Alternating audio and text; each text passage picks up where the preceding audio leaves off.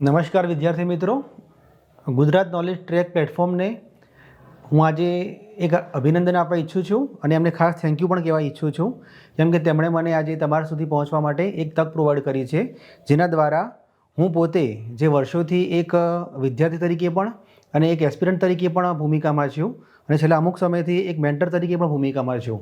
તો આજે મારા જીવનનો કેટલોક experience as an aspirant and as an officer હું તમારી સાથે શેર કરવા માગું છું. તો મને આ ઓપોર્ચ્યુનિટી પ્રોવાઈડ કરવા બદલ હું ગુજરાત નોલેજ ટ્રેકનો પણ હું થેન્ક યુ કહેવા ઈચ્છીશ. હું મારા પરિચયથી શરૂઆત કરીશ. મારું નામ છે યુવરાજસિંહ નટવરસિંહ ચૌહાણ.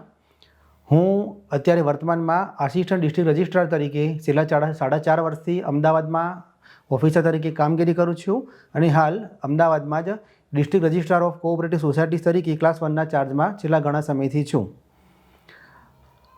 પહેલાં કોઈ પરીક્ષા પાસ કરી હોય કે તે, તો એ બાબતે મારે તમને જણાવવાનું કે મેં યુપીએસસીમાં 2013ની સાલમાં હું સ્પીપામાં પણ થોડાક સમય માટે ત્યાં એક વિદ્યાર્થી તરીકે રહી ચૂક્યો છું. તેના બાદ મેં યુપીએસસી પણ 5 વખત મેં આપેલી છે. તેના બાદ મેં જીપીએસસીની એક્ઝામમાં 2016-17ની સાલમાં 177ના રેન્ક ઉપર પાસ કરીને એડીઆર તરીકે હું સિલેક્ટ થયેલો છું.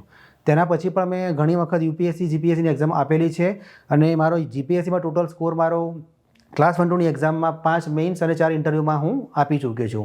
તો આના પરથી તમે એક પૂર્વ ભૂમિકા બાંધવાનો એક મારો હેતુ એ જ છે કે તમે આનાથી મારી ઓથેન્ટિસિટી તમે એસ્ટાબ્લિશ કરી શકશો કે હું નવ નિશાળીઓ કે એવું કંઈ એસ્પિરન્ટ નથી. મારી પાસે છેલ્લા 7થી 8 વર્ષનો એક બ્રોડ એક્સપિરિયન્સ છે. મેં દિલ્હી જેવા એકેડમીમાંથી પણ અમુક કોચિંગ બાબતે UPSC GPSC as well as પીઓની ઘણી એક્ઝામ મેં આપેલી છે. મેં ઘણી એક્ઝામના ઘણા સ્ટેજ અલગ અલગ ક્રેક પણ કરેલા છે. હું સ્પીપર પણ વિદ્યાર્થી રહી ચૂક્યો છું. સાથે સાથે હું છેલ્લા 4.5 વર્ષથી એક ઓફિસરની પણ ભૂમિકામાં છું. તો મારી પાસે આપને શેર કરવા માટે અમુક અગત્યની ઘણી બાબતો છે, તો આપની સાથે હું આ પ્લેટફોર્મ પરથી શેર કરવા માટે ઈચ્છીશ. શૈક્ષણિક પૃષ્ઠભૂમિ વિશે તો મિત્રો, મારું એજ્યુકેશન 2013ની સાલમાં મેં એમફાર્મ કમ્પ્લીટ કરેલું હતું. એમફાર્મ કર્યા પછી મેં તરત જ કોમ્પિટિટિવ એક્ઝામ માટે એપ્લાય કરવાનો વિચાર એ વખતે મારો નહોતો. એના પછી મેં સન ફાર્મામાં સિનિયર એક્ઝિક્યુટિવ તરીકે 3.5 વર્ષ સુધી મેં સર્વિસ કરેલી છે. પણ ત્યાં સર્વિસ કર્યા દરમિયાન મને એવું લાગ્યું હતું કે એક જે કહી શકાય કે જે સેન્સ ઓફ ફુલફિલમેન્ટ કહેવાય, કંઈક સમાજ સાથે જોડાયાની અને કંઈક કરવાની જે ઈચ્છા હતી એ મારી પૂરી ના થતી હોય તેવું મને લાગ્યું હતું. તો પછી મેં એ સમયગાળામાં સન ફાર્માની જે મારી સિનિયર એક્ઝિક્યુટિવ પોસ્ટ હતી ત્યાંથી મેં રિઝાઇન કર્યું અને 1 વર્ષ માટે મેં સંપૂર્ણ ડ્રોપ લીધો અને તેના પછી મેં કોમ્પિટિટિવ એક્ઝામના ક્ષેત્રમાં ફૂલ ટાઈમ જમ્પ લાવ્યો. એના પહેલાં હું આપને કહેવા માગીશ કે મેં 3 વખત યુપીએસસી હું ઓલરેડી આપી ચૂક્યો હતો, પણ વિથ જોબ અને વિથ ઘણા સોશિયલ ફેક્ટર્સના કારણે હું પૂરેપૂરો ન્યાય નહોતો આપી શકતો. તેથી મને એ વખતે એવું ઉચિત લાગ્યું પર્સનલી કે જો હું ફૂલ ટાઈમ તૈયારી કરીશ તો જ આમાં કંઈક હું સારું કરી શકીશ. એટલા માટે થઈને મેં જોબમાંથી રિઝાઇન કરી દીધું. તો આ મારે એજ્યુકેશન પ્રોફેશનલ એક્સપિરિયન્સ અને મારી એજ્યુકેશન ડિટેલ હતી.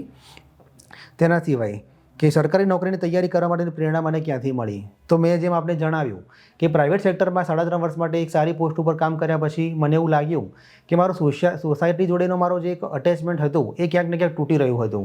ક્યાંક હું ફાઇનાન્શિયલી અને પ્રોફેશનલી આગળ વધી રહ્યો હતો, પણ ક્યાંક ને ક્યાંક હું સોશિયલ લેવલે અને ફેમિલી લેવલે ક્યાંક મને એવું લાગતું હતું કે હું જસ્ટિસ નથી કરી શકતો. કેમ કે જે એક સ્વભાવની હું વાત કરું તો મને એવું ગમે છે કે હું મારો પણ વિકાસ કરું, સાથે સાથે મારી આજુબાજુમાં રહેતા બીજા 20-25 લોકોને પણ હું મદદરૂપ થઈ શકું. તો એવી ઓપોર્ચ્યુનિટી મને ગવર્મેન્ટ સેક્ટરથી બીજે ક્યાંય મળે એવી સંભાવના દેખાઈ નહીં. તો એ મારા માટે એક પ્રેસિપિટેટિંગ ફેક્ટર કહી શકાય કે એક વખતે મને એવું રિયલાઇઝ થયું કે ના, બસ હવે વધારે જોબ મારાથી થશે નહીં. તો પછી મેં ત્યાંથી રિઝાઇન કર્યું, તરત જ ઘરે આવી ગયો અને પછી ફૂલ ટાઈમ આમાં તૈયારીમાં જમ્પ લાવી દીધું. નેક્સ્ટ ક્વેશ્ચન છે મારો કે આ પરીક્ષા પાસ કરી હોય તેના પહેલાં મળેલી કોઈ અસફળતા કે કોઈ આકસ્મિક ઘટના કે જેમાં જીવનનો ખરાબ સમય પણ આવતો હોય છે એ બાબતે. તો મેં જેમ આપને કહ્યું એમ કે જે વખતે અત્યારે આપણને ખ્યાલ છે કે જોબ લેવી અથવા ક્યાંક સેટ થવું પ્રોફેશનલી થોડુંક કોમ્પિટિટિવ એન્વાયરમેન્ટ વધારે છે, ડિફિકલ્ટી મળે છે. તો મેં જ્યારે પ્રાઇવેટમાં મારી સારામાં સારી જોબ છોડી તો એ વખતે મને ક્વેશ્ચન કરવા માટે ઘણા બધા લોકો હતા કે આટલી સરસ જોબ છે, આટલું સારું પેકેજ છે, છોડવાની ક્યાં જરૂર છે તમારે? એવું તો શું ગવર્મેન્ટમાં છે કે તમે પ્રાઇવેટની જોબ આટલી સરસ છોડવા માગો છો? પણ આ ડિસિઝનમાં ફક્ત અને ફક્ત મારું પોતાનું જ લીધેલું હતું. કેમ કે એ વખતે મારે ઘરમાં બીજો કોઈ સપોર્ટ ન હતો. મારા ફાધર પણ પેન્શનર હતા, રિટાયર થઈ ચૂક્યા હતા. મારી મમ્મી પહેલેથી હાઉસવાઈફ જ રહેલા છે. તો એ વખતે એક સારામાં સારી અને આઈ વોઝ ઓલરેડી મેરિડ, તો સારામાં સારી જોબ છોડીને ફૂલ ટાઈમ તૈયારી કરવી એ ડિસિઝન 100% મારા માટે બહુ જ અઘરું હતું ખરેખર. અત્યારે પણ જો હું સમય યાદ કરું તો ઘણી વખત મને પોતાને પણ નવાઈ લાગે છે કે આટલી હિંમત મારામાં એ વખતે ક્યાંથી આવી ગયેલી. છતાં પણ મેં જોબ છોડી. સ્પીપાની પણ એ વખતે ઓલરેડી મેં 2 વર્ષ પહેલાં છોડી દીધેલું હતું. તો ફક્ત ને ફક્ત પોતાની જ તૈયારીના આધારે, પોતાની જ મહેનત અને હિંમતના આધારે તૈયારી કરવાની હતી. એ 1 વર્ષનો સમયગાળો મારા માટે બહુ જ ખરાબ હતો, કેમ કે જો હું પરીક્ષામાં પાસ થઉં તો વખાણ કરવા માટે તો ઘણા બધા લોકો આવી જ જવાના હતા. પણ જો હું પરીક્ષામાં ના છૂટકે કદાચ જો પાસ ન થયો હોત તો એવા કહેવાવાળા લોકોનો પણ તોટો નહોતો કે જેમ કહેત કે તમારી પાસે સારામાં સારી જોબ હતી એ છોડીને તમે અહીંયા આગળ સાથે કરીને બેકાર બન્યા છો. તો that was the most difficult time of my career and life also. પણ પછી કહ્યું કે કેમ આપ બળે એમાંથી બહાર પણ નીકળ્યા અને સરવાળે તો આ પરીક્ષા મેં પાસ કરી છે. સો હા, તો દરેક કેન્ડિડેટના જીવનમાં આ સમયગાળો આવતો જ હોય છે જ્યાં ખરેખર પોતાની જાતને પણ ક્વેશ્ચન કરતો હોય છે કે હું જે કરી રહ્યો છું અથવા જે મારા ડિસિઝન લેવાઈ રહ્યા છે એ ખરેખર સાચા છે કે ખોટા છે. પણ એ વસ્તુ એટલું જ કહેવું છે કે એ આપણા હાથની વાત નથી. તમે જે કરવા ઈચ્છો છો આગળ પાછળ બધું જોઈને વિચારીને નિર્ણય લઈ લો, પછી પોતાને ડાઉટ કરવાની કોઈ જરૂર નથી. આગળ જે થશે એ ડેસ્ટિનીની વાત છે. તમારા હાથમાં જે ફક્ત ને ફક્ત મહેનત કરવાનું છે એ તમે કરી જ શકો છો અને તમારે એ જ કરવું જોઈએ. પછી વર્તમાનમાં કોઈ આગળની પરીક્ષા માટે તો એઝ મેં કહ્યું એમ જ હજુ મેં જીપીએસસી 1-2ની લાસ્ટ ટાઈમ ફરી મીન્સ એક્ઝામ મેં આપેલી જ છે, જેનું રિઝલ્ટ લગભગ ડિસેમ્બર મહિનામાં ડ્યુ છે. તો હું હજુ ક્લાસ 1-2ની એક્ઝામ માટે પ્રિપરેશન મારી ચાલુ કહી શકાય. પછી હા, હવે મેઇન ક્વેશ્ચન મારા જે આવ્યા છે કે જીપીએસસી પરીક્ષાની તૈયારી ચાલુ કઈ રીતે કરવી. તો હું બધા ક્વેશ્ચનને હું ક્લબ કરીને એક કોમન સ્ટ્રેટેજીના રૂપમાં જ આપને કહી દઈશ કે આપણે જેમ જાણીએ છીએ મારો મેઇન એક્સપિરિયન્સ ખરો અથવા મારો એક્સપિરિયન્સ જે જીપીએસસીમાં છે એ ફક્ત 1-2 એક્ઝામ પૂરતો જ છે. મેં એ જ એક્ઝામ આપી છે અને હવે છેલ્લા અમુક વર્ષથી હું પેપર જોઉં તો મને ખ્યાલ આવી ગયો છે કે જે પીઆઈની, ડીવાયએસઓની અને એસટીઆઈની પણ એક્ઝામ ખરી એ એક્ઝામ પણ મોર ઓર લેસ જીપીએસસી 1-2ના ફોર્મેટને જ ફોલો કરતી હોય છે. સો આની કમ્બાઇન્ડ સ્ટ્રેટેજી કેવી રીતે આપી શકાય છે કે જેમ બધા જાણે જ છે એટલે હું શોર્ટમાં જ આપને કહીશ કે 3 સ્ટેજમાં એક્ઝામ લેવાતી હોય છે. પ્રિલિમ્સ છે, મેઇન્સ છે અને ઇન્ટરવ્યૂ છે. ક્લાસ 3ની એક્ઝામમાં ઇન્ટરવ્યૂનું સ્ટેજ નથી હોતું. સો પ્રિલિમ, મેઇન્સ બધી જગ્યાએ કોમન જ સ્ટેજ છે. સો પ્રિલિમ્સમાં આપણે જાણીએ છીએ કે પ્રિલિમમાં તમે કેટલું તમારી મતલબ મારે આવો શબ્દો ના વાપરવા જોઈએ પણ કેટલું તમે મગઅપ કરી શકો છો અથવા રોડ લર્નિંગ કહેવાય છે એ ક્યાંક ને ક્યાંક અમુક પર્સન્ટેજ તો આવતું જ હોય છે. એ તમારે ફેક્ટ બેઝ ડેટા તમારે ઘણો બધો યાદ રાખવો પડતો હોય છે. તો હું પોતે એવું માનું છું પર્સનલી કે સૌથી અઘરું સ્ટેજ મને જો કોઈ લાગતું હોય તો એ પ્રિલિમનું સ્ટેજ કહી શકાય. કેમ કે તેમાં તમારે multiple subject, multiple data, multiple fact and figures, reports છે, મિનિસ્ટ્રીઝ છે, એના ડેટા છે, એ બધું યાદ રાખવાનું હોય છે. સો પ્રિલિમની તૈયારી સૌથી ઇમ્પોર્ટન્ટ છે. ઘણા બધા મિત્રો એ રીતે પણ કન્ફ્યુઝ થતા હોય છે કે સર આન્સર રાઇટિંગની તૈયારી ચાલુ ક્યારે કરવી જોઈએ, ઇન્ટરવ્યૂમાં ક્યારે કરવું જોઈએ. હું એટલું જ કહીશ કે 100% દરેક સ્ટેજ ઇમ્પોર્ટન્ટ છે અને સૌથી ઇમ્પોર્ટન્ટ સ્ટેજ મેઇન્સનું છે. કેમ કે જ્યારે ફાઇનલ મેરિટ બનતું હોય છે તો એ વખતે એના જ માર્ક ગણાતા હોય છે. પણ આ બધા સ્ટેજમાં તમે અપિયર ત્યારે જ થઈ શકશો જો તમે પ્રિલિમ ક્રેક કરી હશે. સો મારા માટે સૌથી મોસ્ટ ઇમ્પોર્ટન્ટ સ્ટેજ પ્રિલિમનું જ છે, કેમ કે એ તમને ગેમમાં એન્ટર થવા માટેનો એક દરવાજો ખોલી આપે છે. તો પરીક્ષામાં કોઈ પણ સ્ટેજ વધારે કંઈ ઓછું ઇમ્પોર્ટન્ટ નથી હોતું. હા, ફાઇનલ મેરિટ માટે તમારે મેઇન્સના માર્ક ગણાતા હોવાથી એ સૌથી મોસ્ટ ઇમ્પોર્ટન્ટ કહી શકાય. પણ પ્રિલિમ પણ એટલું જ ઇમ્પોર્ટન્ટ છે. તો પ્રિલિમમાં તમારે જ્યારે સબ્જેક્ટ વાંચવા હોય તો તમે મેઇનલી 4 સબ્જેક્ટ જો વાંચી મતલબ એનું જો બાયફર્કેશન કરો તો એક હિસ્ટ્રી છે, એક જિયોગ્રાફી છે, એક પોલિટી છે, એક સાયન્સ એન્ડ ટેકનોલોજી. પછી કરંટ જ્યારે તમે તૈયારી કરતા હોય તો તમે ઇકોનોમિક્સમાં મોર ઓર લેસ મોસ્ટલી બધું કરંટથી વધારે પૂછાતું હોય છે. સેમ વસ્તુ સાયન્સ એન્ડ ટેક માટે પણ લાગુ પડે છે, સેમ વસ્તુ એન્વાયરમેન્ટ માટે પણ લાગુ પડતું હોય છે.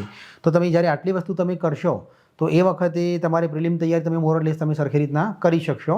એ જ વસ્તુ જ્યારે તમે મેઇન્સના સ્ટેજમાં એન્ટર થશો તો જે વસ્તુ તમે પ્રિલિમમાં વાંચી છે એ જ વસ્તુ તમારે રિટર્ન ફોર્મમાં તમારે એક્ઝિક્યુટ કરવાની છે. તો આમ આ તૈયારી કમ્પ્લીટલી સેપરેટ અથવા આઇસોલેટેડ કરી શકાતી નથી. ખાલી એના એપ્લિકેશનના ફોર્મમાં ક્યાંક ના ક્યાંક વેરી થતું હોય છે. જેમ કે પ્રિલિમમાં તમે કોઈ પણ ક્વેશ્ચન અપિયર થશે તો તમારી પાસે તેના 4 ઓપ્શન ઉપલબ્ધ હશે. તો તમે ક્યાંક ના ક્યાંક એલિમિનેશન કરવાથી અથવા સ્માર્ટ ગેસ કરવાથી તમે એ રીતે અપ્લાય કરી શકશો નોલેજ તમારું. પણ જ્યારે મેઇન્સની વાત આવશે તો મેઇન્સમાં તમારી પાસે ફક્ત ક્વેશ્ચન છે, બીજું કશું જ નહીં હોય. તો ત્યાં તમારે થોડોક એનાલિટિકલ અપ્રોચ, થોડોક રિમેમ્બર કરવાની પ્રેક્ટિસ એ બધું પણ ત્યાં મેટર કરતું હોય છે. તો પ્રિલિમ્સ અને મેઇન્સની સેપરેટ અથવા કમ્બાઇન્ડ તૈયારી આ રીતે કરી શકાતી હોય છે. પછી જે ઇન્ટરવ્યૂ ફેઝ આવતું હોય છે તો એના માટે તો આઈ થિંક જે આ પ્લેટફોર્મ જે મને તક પૂરી પાડે છે એ અલગથી જ ઇન્ટરવ્યૂ બાબતમાં એક અલગ સ્ટ્રેટેજી વિશેનો વિડીયો બનાવવાનું હોય એમાં હું અત્યારે વધારે ડીપમાં જવા માગતો નથી. પછી મને જેમ પૂછવામાં આવે છે કે તમે તૈયારી કરતા હોય છે તો એ વખતે તમારું દરરોજનું સમયપત્રક કેવું હતું. સો આમાં હું તમને એક એવું એક્ઝામ્પલ આપવા માંગીશ. બિંગ અ ફાર્માસિસ્ટ મારું એક એક્સપિરિયન્સ એવું રહ્યો છે, અથવા હું તમને એ રીતે સમજાવી શકીશ કે તૈયારીનું જે તમારું જે શેડ્યુલ હોય અથવા તમારી મેથડ હોય એ પેશન્ટ અને ડૉક્ટરના રિલેશન જેવી છે. પેશન્ટ માટે, દરેક ડૉક્ટર માટે પેશન્ટ એક યુનિક હોય છે. તમે જ્યારે શરદીનું પેશન્ટ ડૉક્ટર પાસે જતું હોય, નેક્સ્ટ પેશન્ટ પર જો શરદીનું જ આવતું હોય તો જરૂરી નથી કે ડૉક્ટર બંને પેશન્ટને સરખી જ દવા આપશે. એમના એજ પ્રમાણે, એમના બીજા કોઈ ડિસીઝ હોય એના પ્રમાણે, અથવા એમના ટાઈમિંગ પ્રમાણે, એ બધા પ્રમાણે એનું વેરી થતું હોય છે. તો એ જ વસ્તુ હું તમારા સમયપત્રક વિશે પણ કહેવા માગીશ. કોઈ પણ બે વ્યક્તિનું આઈડિયલ સમયપત્રક જેવું કંઈ હોતું જ નથી. એક પહેલી વાત, એક હું આ મિથ તમારી બસ્ટ કરવા માગીશ કે આમાં કોઈ આઈડિયલ સમયપત્રક હોય છે કે નથી હોતું. આમાં કોઈ જ આઈડિયલ પત્રક નથી, કોઈ આઈડિયલ સ્ટ્રેટેજી નથી.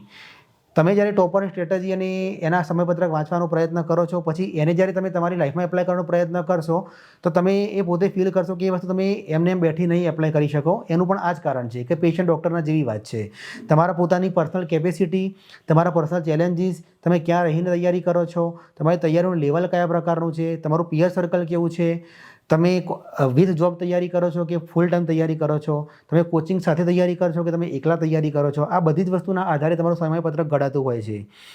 હા, હું કહી શકું કે મેં મારી લાઈફમાં ફક્ત એક વર્ષ દરમિયાન કે જે મેં ફૂલ ટાઈમ તૈયારી કરી હતી એ વખતે પણ હું દિવસમાં 8 કલાકથી વધારે હું કદી વાંચી શક્યો નથી. મતલબ ઘણા ટોપરથી વાત કરતા હોય છે કે 12-13 કલાક, 15 કલાક વાંચતા હોય છે. I really salute two those guys. કેમ કે મારી પોતાની પર્સનલ કેપેસિટી કેટલી છે કે 8 કલાકની ઇન્ટેન્સ તૈયારી પછી મારું મગજ થોડુંક સેચ્યુરેટ થવા માંડે છે. તો મારી કેપેસિટી મેક્સિમમ 8 કલાકની, even at the full time preparation, એનાથી વધારે કદી રહી નથી. સો તમે જો વધારે વાંચી શકતા હો તો ઇટ્સ ગુડ ફોર યુ. બાકી કંઈ જેવું તમારે જરૂર નથી કે મારે 10 કલાક વાંચવું જોઈએ અથવા 12 કલાક આ વાંચે છે હું નથી વાંચતો. It's not the quantity of your preparation, it's the quality of your preparation. જેમ કે હું કહી શકાય તો હું જનરલી મારા એક્સપિરિયન્સના આધારે જો એક્સપિરિયન્સ ખરા, હું એમના બે પ્રકાર પાડતો હોઉં છું. એક છે, હું આ એક ઇન્ફોર્મલ નામ આપ્યા છે, એક જે ગુવડની કેટેગરી હોય છે, બીજી એક કુકડાની કેટેગરી હોય છે. કંઈ ઘણા લોકો જે મારા જેવા હોય ગુવડ કેટેગરીમાં આવતા હોય, જેમને લેટ નાઇટ સ્ટડી વધારે ગમતું હોય છે, દિવસે કશું નથી કરી શકતા, દિવસે થોડાક આરામની સ્થિતિમાં હોય છે. ઘણા લોકો કુકડા જેવા હોય છે. મારા ઘણા ફ્રેન્ડ્સ એ રીતના હતા કે સવારે 3 વાગે 4 વાગે ઉઠી જતા હોય છે. ઘણી વખત જો એક રૂમમાં રહેતા હોય તો એવું પણ થાય કે મારો સૂવાનો ટાઈમ હોય ને એમનો ઉઠવાનો ટાઈમ હોય, એવું પણ થતું હોય છે ઘણી વખત. સો તમે ઘણા વિડીયો જોશો ત્યાં તમે સવારે વાંચો, સવારે વહેલા ઉઠીને વાંચો, વધારે યાદ રહેશે. રાત્રે ના વાંચાય, આખા દિવસનો થાક લાગ્યો હોય, તમારો આ હોય તે હોય, સો એ બધું જ કંઈ મેટર નથી કરતું. મેટર શું કરે છે? Only you and your style. તો પહેલાં તમે આઈડેન્ટિફાઈ યોર સેલ્ફ. તમને શું ફાવે છે, તમને શું નથી ફાવતું, તમને શું ગમે છે, તમને શું નથી ગમતું, કયા ટાઈમમાં તમે સૌથી વધારે એક્ટિવ હો છો, કયા ટાઈમમાં તમે સૌથી વધારે ડાઉન ફીલ કરો છો, એ બધું તમે ક્યાંક નોટ ડાઉન કરો. એના આધારે તમારી સ્ટ્રેટેજી ડિફાઇન કરો. જેમ કે મારી વાત હું કરું તો રાત્રે 8 વાગે જમ્યા પછીને એક અડધો કલાકનો ચક્કર માર્યા પછીને 2-3 ફ્રેન્ડ જોડે મસ્ત થોડીક લાંબી વાત કરીને અડધો પોણો કલાક હું રાત્રે 9:30 વાગે વાંચવા બેસતો ઘણી વખત. તો 9:30 વાગ્યાથી મારું સેશન રાત્રે 12 વાગ્યા સુધી પણ ચાલતું. પછી 12 થી 12:30 હું બ્રેક લેતો. 12:30 થી 2 અથવા 2:30 વાગ્યાનો એક બીજો સ્પેલ હું રાખતો, અને 2:30 વાગ્યાથી 3 વાગે બ્રેક લઈને ઘણી વખત એવું પણ હોય કે ત્રીજો સ્પેલ વાગતો હોય તો 3 થી 4નો અથવા 3 થી 4:30 સવારે આવો પણ મારો સ્પેલ રહેતો વાંચવાનો. અને પછી સવારે હું 4-4:30 સૂઈને સવારે 10 વાગે ઉઠતો. તો મતલબ મારા જે ફૂલ ટાઈમ પ્રિપરેશનના ફેઝમાં મારી આ સ્ટ્રેટેજી રહી હતી. તો સવારે પછી સીધી વાત છે, 10 વાગે તમે ઉઠતા હોય તો તમે દિવસે એટલું સ્ટડી ના જ કરી શકો. તો એ વખતે હું બપોરે લંચ પછી કદાચ બપોરે 2 થી 4 કે 2 થી 5 3 કલાકનો કેવું એડિશનલ સ્પેલ હું રાખતો. તો મારા 8 કલાક હું આ રીતે કવર કરતો. તો આ વસ્તુ કે છે મારું કમ્ફર્ટ ઝોન હતું. કેમ કે હું પર્સનલી એવું માનું છું કે રાત્રે 8 કે 9 વાગ્યા પછી જ્યારે લોકોના ફોન સાયલેન્ટ થવા માંડે અથવા તમારા ફોલ બધા ઇમ્પોર્ટન્ટ પતી ગયા હોય પછી તમને ડિસ્ટર્બ કરવાવાળું લગભગ કોઈ રહેતું નથી હોતું. તો એ વખતે તમે જ્યારે તમારા ટાઈમનો બેસ્ટ યુટિલાઇઝ કરી શકતા હોય તો એ તમારા માટે બેસ્ટ સ્ટ્રેટેજી કહી શકાય. સો મારી સ્ટ્રેટેજી આ છે. જો તમે સવારે વહેલા ઉઠવાવાળા હોય, તમે સવારે 4 વાગે ઉઠીને સવારે 4 થી 10, 4 થી 12 પણ તમે વાંચી શકતા હોય છે. It's entirely up to you. આમાં તમારી જાતને કોઈ પણ ફિક્સ સ્ટ્રેટેજીમાં અથવા ફિક્સ ફોર્મેટમાં ઢાળવાની કોશિશ બિલકુલ ના કરવી. તમે તમારી જે કમ્ફર્ટ લેવલ જુઓ, તમારું લેવલ જુઓ, તમારી પ્રિપરેશનનું લેવલ જુઓ અને પછી અકોર્ડિંગલી તમે ડિફાઇન કરો, તો જ તમે એમાં વધારે સારી પ્રિપરેશન અને એફર્ટ આપી શકશો. પછી એક બીજો નેક્સ્ટ ક્વેશ્ચન એવો છે કે નોટ મેકિંગ કેટલું ઇમ્પોર્ટન્ટ છે. તો નોટ મેકિંગ માટે હું એટલું કહી શકું કે અત્યારે જે માર્કેટમાં અથવા સારી સારી ટેલિગ્રામ ચેનલ્સ છે, ઘણી વેબસાઇટ્સ છે કે જ્યાં તમને ડાયરેક્ટ જ સારા સારા રેડીમેડ ટોપિક્સ ઉપર સારી નોટ્સ મળતી હોય છે. તો હું એવું માનું છું કે નોટ મેકિંગમાં સમય બરબાદ કરવો એ એટલો બધો યોગ્ય મને લાગતો નથી હોતો. એનું એક તમને સિમ્પલ કારણ તમને કહું છું. કેમ કે એવું નથી કે note making is not important, પણ દરેક વસ્તુ તમે નોટ મેકિંગ કરવા જશો ને તો તમે નોટ મેકિંગમાં તમે કદી પૂરા નહીં કરી શકો તમે, તો તમે વાંચવાનું રિવિઝન ક્યારે કરશો? તો જે ટોપિક આખા બેઠા બેઠા હોય, જેમ કે એક હિસ્ટ્રી વસ્તુ છે અથવા જિયોગ્રાફી વસ્તુ છે, તો ભાઈ જે સબ્જેક્ટ આખા સબ્જેક્ટ છે તો એ સબ્જેક્ટમાં નોટ મેકિંગ કરવું એ એક લાંબા ગાળે કોસ્ટ બેનિફિટમાં બેનિફિટ ઓછો અને કોસ્ટ એની વધારે થતી હોય છે. અલ્ટિમેટલી આ શું છે, એક 80-20નો રેશિયો જ છે પ્રિપેરેશન એ, કે તમે 80% ઇનપુટ આપો છો અને 20% બેનિફિટ મેળવો છો, કે 20% ઇનપુટ આપો છો અને 80% બેનિફિટ મેળવો છો.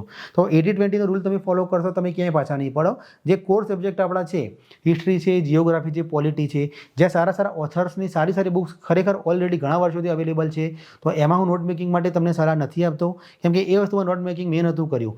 હા, કરંટના ઘણા ટોપિક્સ હોય કે જેમાં કરંટના સારા ટોપિક્સ અત્યારે ચર્ચામાં રહેતા હોય છે. અત્યારે ઇલેક્શન ચાલી રહ્યું છે, તો મે બી ધેર ઇઝ અ પોસિબિલિટી કે નેક્સ્ટ મેઇન્સ અથવા નેક્સ્ટ ઇન્ટરવ્યૂમાં ઇલેક્શનનો વધારે ઝુકાવ હશે, અથવા મેઇન્સમાં ઇલેક્ટોરલ રિફોર્મને લગતા, અથવા ઇન્ડિયામાં ઇલેક્શન છે, સાયમલ્ટેનિયસ ઇલેક્શન છે, પ્રેસિડેન્શિયલ વર્સિસ પાર્લામેન્ટરી ગવર્મેન્ટ છે, તો આ ટાઈપના એસેના ટોપિક્સ આવી શકતા હોય છે. તો જે ડાયરેક્ટ બેઠે ટોપિક તમને ક્યાં નહીં મળી હોય, તો આવા જે ફ્રિન્જ ટોપિક કહી શકાય પણ ઇમ્પોર્ટન્ટ ટોપિક, તો એ બાબતે તમે ક્યાંક નોટ મેકિંગ કરી શકો છો. પણ નોટ મેકિંગ બને એકદમ શોર્ટમાં હોવું જોઈએ અને દરેક ટોપિક માટે ન હોવું જોઈએ. જે ટોપિક ક્યાંય બેઠા મળતા નથી એવા જ ટોપિક માટે તમે નોટ મેકિંગ કરશો તો તમે એનો બેનિફિટ વધારેમાં વધારે લઈ શકશો. પછી પરીક્ષા પાસ કરવા માટે પુનરાવર્તન કેમનું મહત્વનું છે? તો આ ક્વેશ્ચન ખરેખર વ્યાજબી છે, પણ મને એમ લાગે છે કે ક્વેશ્ચન હોવું જ ના જોઈએ. Revision is the only thing કે જેના આધારે તમે જાણી શકશો કે તમે ખરેખર શું વાંચીને શું તૈયારી કરી છે તમે. તો આમાં એવું કહી શકાય કે ઘણા લોકો કહેતા હોય છે સોમથી શનિ તમે વાંચો, રવિવારે આખાનું રિવિઝન કરો, 3 રવિવાર વાંચો, મહિનામાં 4થા રવિવારે આખું રિવિઝન કરો. It's up to you. કે મારી સ્ટાઇલ એવી રહી છે પહેલેથી કે હું જે ડેલી વાંચતો હોઉં એનું આખા વાંચેલાનું રિવિઝન નેક્સ્ટ ડે અડધો કલાકમાં હું કરતો હોઉં છું. તો મારું રિવિઝન ડેલી થતું હોય છે, તો હું એના માટે અલગથી કોઈ દિવસ નથી પાડતો હોતો. જેમ કે આજે રાત્રે મેં 8 કલાક અથવા આખા દિવસમાં 8 કલાક સ્ટડી મેં કર્યો, તો નેક્સ્ટ ડે હું જ્યારે વાંચવાની શરૂઆત કરીશ તો તરત હું નવા ટોપિક વાંચવાનું ચાલુ નહીં કરું. હું પહેલાં જે આગલા દિવસે મેં વાંચ્યું હતું એ આખું હું અડધો કલાકમાં ગો થ્રુ કરી જઈશ, પછી હું નવા ટોપિક ચાલુ કરીશ. એ જ વસ્તુ ત્રીજા દિવસે આવશે તો 2 દિવસનું ભેગાનું રિવિઝન મારું થશે, તો આગલા દિવસનું અડધો કલાકમાં થશે અને એના આગળના દિવસનું 15 મિનિટમાં થશે. તો at the end of the week એવું પણ થઈ શકે કદાચ કે હું 8માંથી 3 કલાક રિવિઝન જ કરતો હોઉં અને 4 જ કલાક વાંચતો હોઉં. પણ સરવાળે એ વસ્તુ લોંગ ટાઈમ મને બહુ વધારે બેનિફિટ રહી છે, કેમ કે આમાં કેવું છે કે મેમરી પણ એક અલગ પ્રકારે કામ કરતી હોય છે. કે તમે કોઈ પણ વસ્તુ નવી વાંચતા હોય ને, તો જો 24 કલાકમાં તમે એ વસ્તુને ફરીથી એના થ્રુ ગો થ્રુ કરો અથવા તમે નજર નીચેથી કાઢો, તો there is a high chances કે 80% ઓફ તમારી વાંચેલી મેમરી ખરી એનું રિટેન્શન થશે. એ વસ્તુ તમે 24 કલાકમાં ફરી નહીં જુઓ તો એક સાયન્સની ભાષામાં કહો તો એક ઇવોપોરેટ થઈ જશે. સો તમે જે પણ વાંચો છો એ એટલીસ્ટ 24 કલાકમાં ફરીથી એના ઉપર તમારે 5-10 મિનિટ માટે પણ નજર નાખવી ઇમ્પોર્ટન્ટ છે, so that you can achieve the 80% of retention of the content you have gone through. So મારા માટે revision it was a daily exercise. તો હા, હું અઠવાડિયે કે 10 દિવસે 15 દિવસે એવો સ્પેસિફિક એક દિવસ અલગથી નહોતો ફાળવતો. દિવસમાં અડધો ટાઈમ હોય કે મારે એવું છે કે નવો ટોપિક વાંચવાનો મને થોડો શોખ ખરો, તો દિવસમાં કંઈક મારે નવું વાંચવા જોઈએ. ઇવન આજની તારીખમાં પણ તો હોઈ શકે કે 8માંથી 4 કલાક હું રિવિઝન જ કરતો હું, 4 કલાક હું નવું વાંચતો હોઉં. એના માટે એન્ટાયરલી અલગ દિવસ આપવાનો મેં કદી યોગ્ય નથી માન્યું. તો તમે તમારી અનુકૂળતા પ્રમાણે તમને કેવું ફાવે છે તમે તમારે આઈડેન્ટિફાઈ કરો, એના અકોર્ડિંગ તમે રિવિઝન સ્ટ્રેટેજી બનાવો. પણ હા, revision is must. Without revision તમને ખબર જ નહીં પડે કે તમે ક્યાં આગળ શું કરી રહ્યા છો, કયા મોરચે તમે યુદ્ધ લડી રહ્યા છો. એવી પણ એક વસ્તુ છે, એ રાઇટિંગ બાબતે પણ મારે કહેવું છે તમને કે રીડિંગ એન્ડ રાઇટિંગ, ઘણા લોકો એમ કહેતા સર આન્સર રાઇટિંગની પ્રેક્ટિસ ક્યારથી ચાલુ કરવી જોઈએ? ડે 1થી કરવી જોઈએ, 1 મહિના પછી કરવી જોઈએ, 3 મહિના પછી કરવી જોઈએ? હું આમાં તમે એક મોટિવેશનલ કોટ મેં આજે સવારે જ વાંચેલું હતું કે reading and writing is a inseparable part of the learning. So તમે જ્યાં સુધી તમે લખશો નહીં ત્યાં સુધી તમે જાણી જ નહીં શકો કે તમે ખરેખર શું જાણ્યા છો. જેમ કે તમે આખો ટોપિક અથવા કોઈ પેપરમાં તમે ન્યૂઝપેપરમાં તમે એક આર્ટિકલ વાંચો છો કોઈ ટોપિકને લગતો, હવે તમને મનમાં વિચારશો તો તમને બધું આવડતું હશે, ન્યૂઝપેપર સામે હશે, પણ તમે આર્ટિકલ જ્યારે સાઈડમાં મૂકીને એક બ્લેન્ક પેપર અને પેન લઈને લખવા બેસશો તો તમે યુ વિલ બી શોક કે તમે કદાચ એક ફકરાથી વધારે લખી પણ નહીં શકો. એક અડધા પેજનું આર્ટિકલ વાંચ્યા પછી 10 જ મિનિટની અંદર તમે એક ફકરાથી વધારે લખી નહીં શકો. તો તમે સમજી શકો છો કે લેક ઓફ રિવિઝન અને લેક ઓફ ધ રાઇટિંગ તમને કેટલું મેમરી રિટેન્ડ કરવામાં તમને મદદરૂપ થાય છે. તો રાઇટિંગ, હું એવું નથી કે તમે આન્સર રાઇટિંગ જ ચાલુ કરો, તમે કંઈક લખો.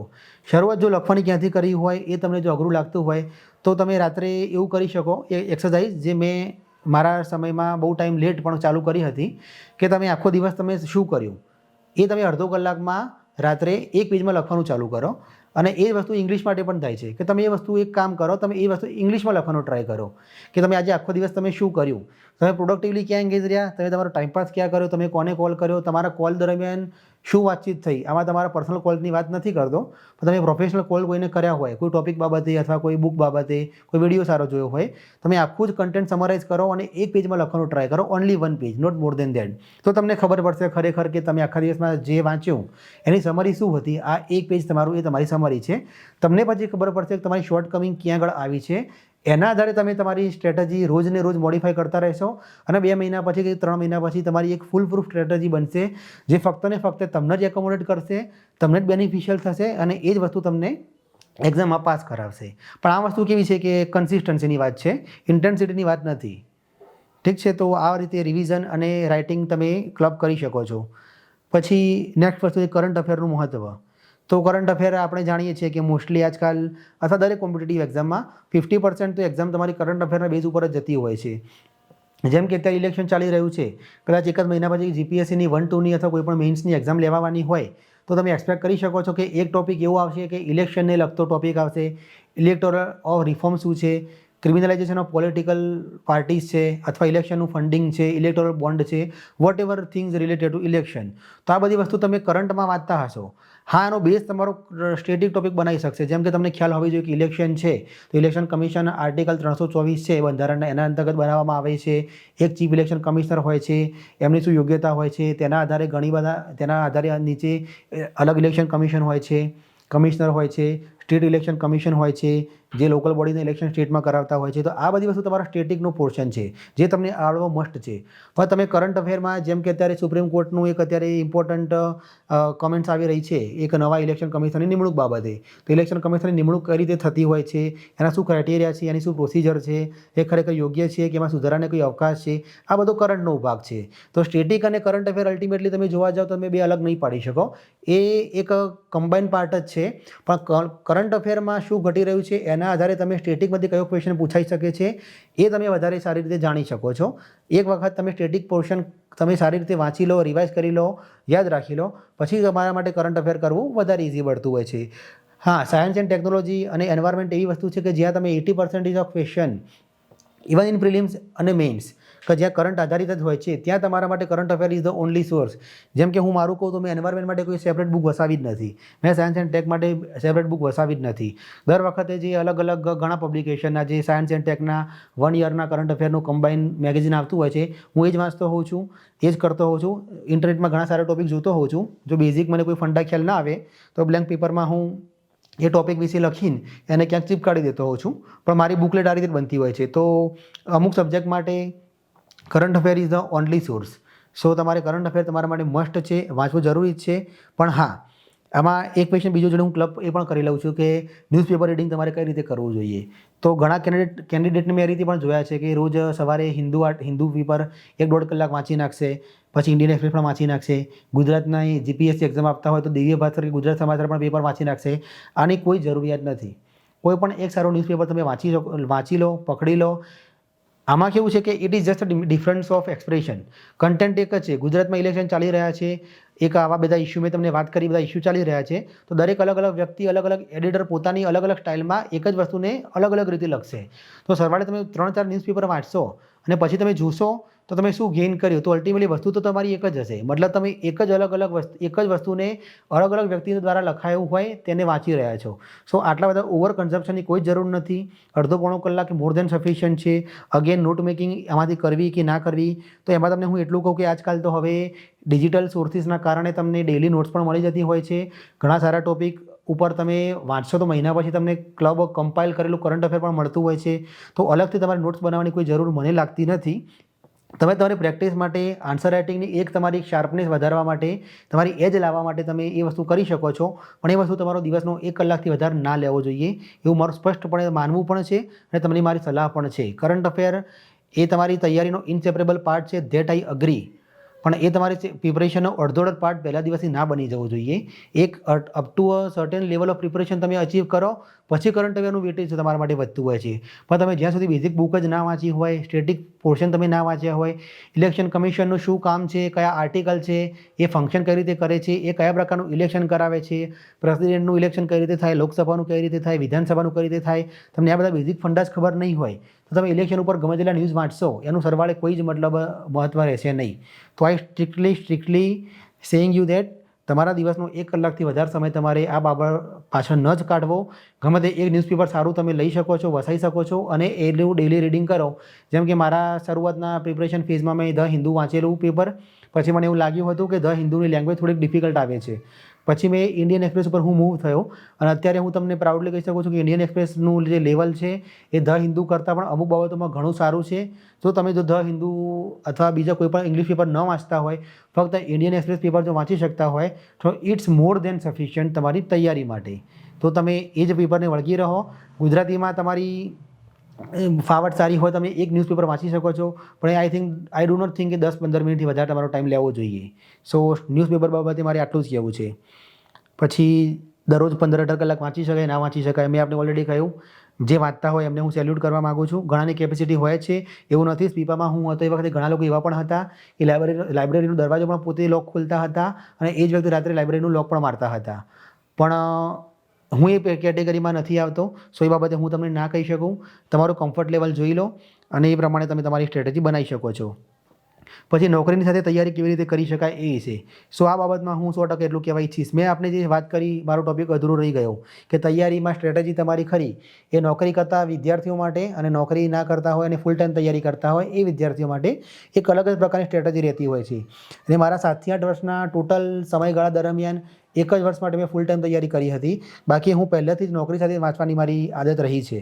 તો એ બાબતે હું તમને વધારે 100% કહી શકીશ કે એક તો પહેલી વાત કે કોઈ ફૂલ ટાઈમ તૈયારી કરતું હોય એ રોજ 10 કલાક વાંચતું હોય અને તમે નોકરી સાથે તૈયારી કરતા હોય અને તમે 5 કલાક વાંચતા હોય, સો કદી એકબીજાને કમ્પેર ના કરશો. એ વસ્તુ એવું લાવશે કે તમારા માટે એક ટેન્શન અથવા ડિપ્રેશનનો ફેઝ લાવવાનો તૈયારી કરશે.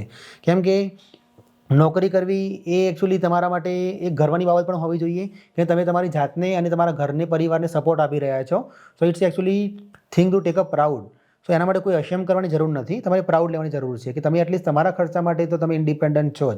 રહી વાત બીજી સ્ટ્રેટેજીની, તો હા એવું બની શકે કે નોકરી કરનારો માણસ હોય એ અડધું વાંચતો હોય તો ફૂલ ટાઈમ તૈયારી કરવાવાળા વ્યક્તિની કમ્પેરિઝનમાં એના માટે ટાઈમ વધારે લાગી શકે.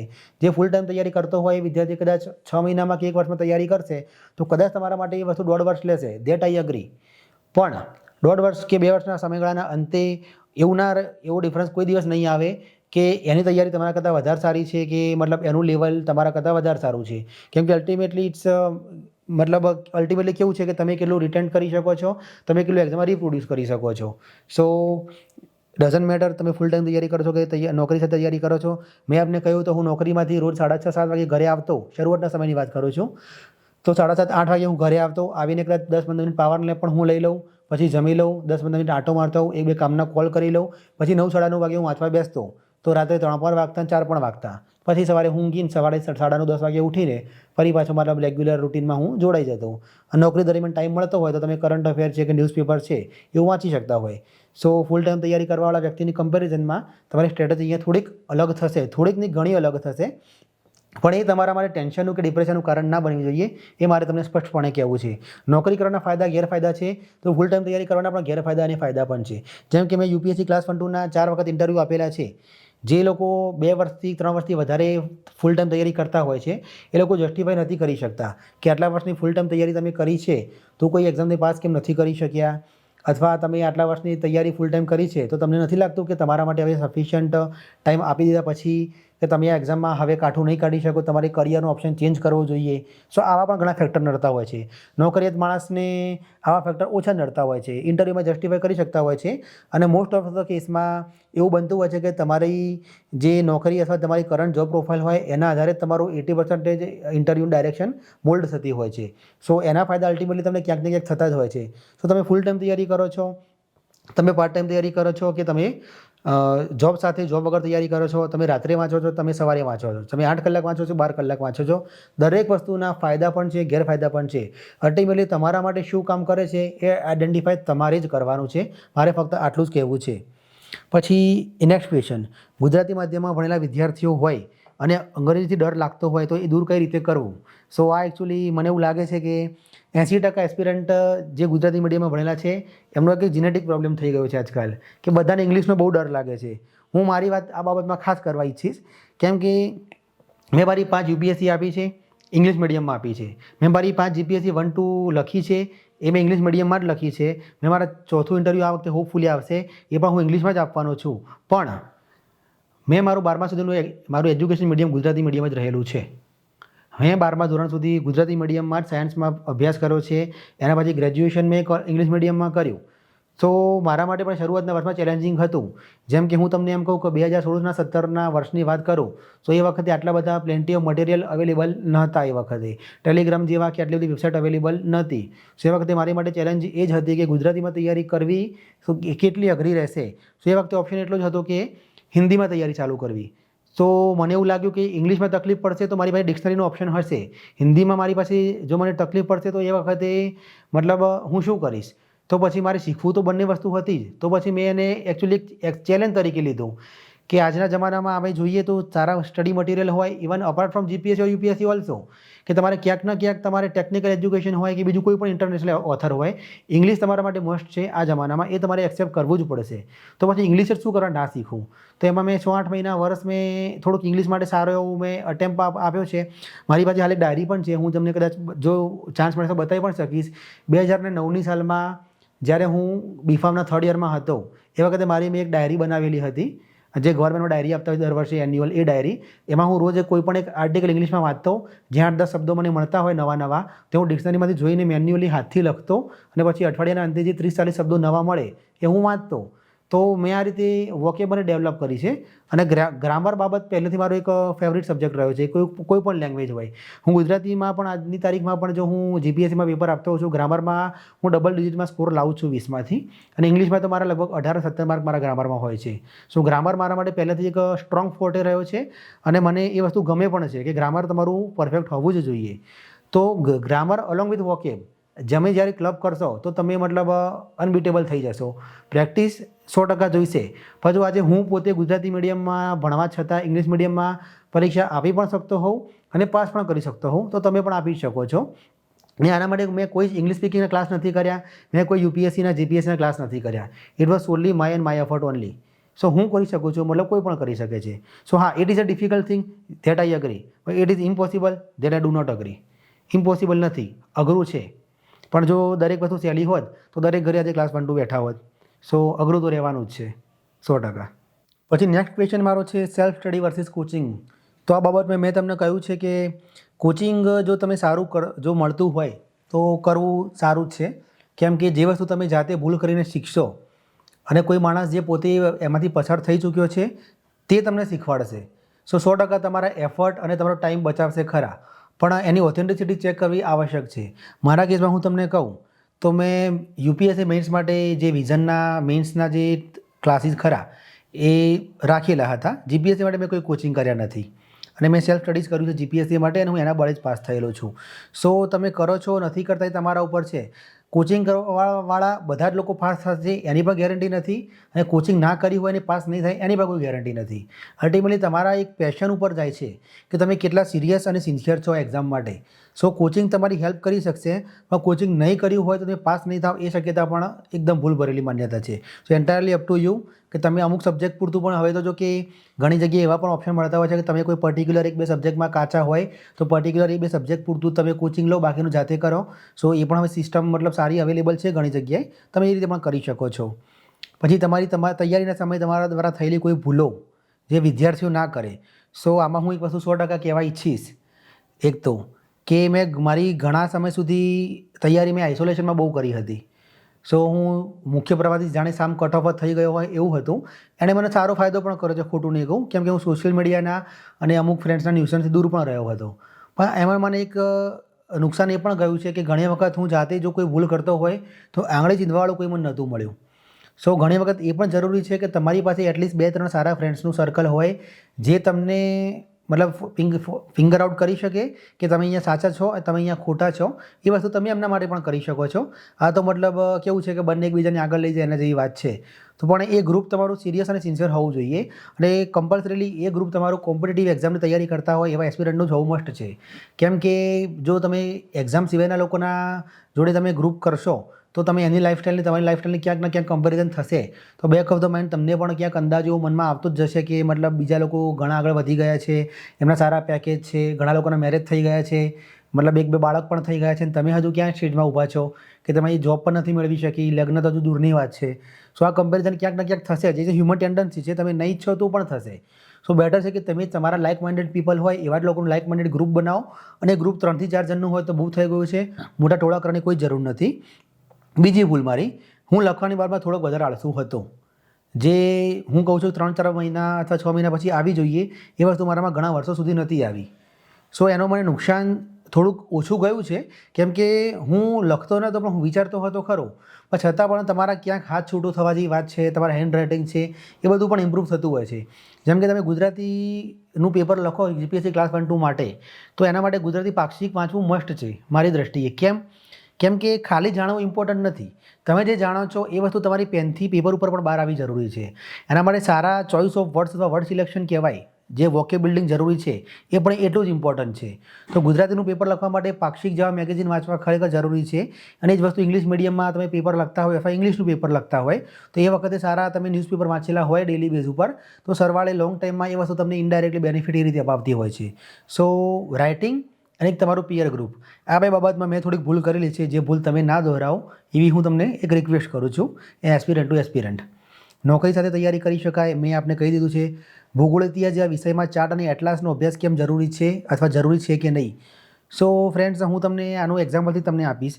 કેમ કે જનરલી આજકાલ ચાર્ટ, એટલાસ અથવા ડાયાગ્રામ છે એ બધું બહુ જ ચાલતું હોય છે. બધા કે દરેક ક્વેશ્ચનમાં મારી મચડીને ડાયાગ્રામ દોરવો જ એવો પણ હઠાગ્રહ રાખતા હોય છે.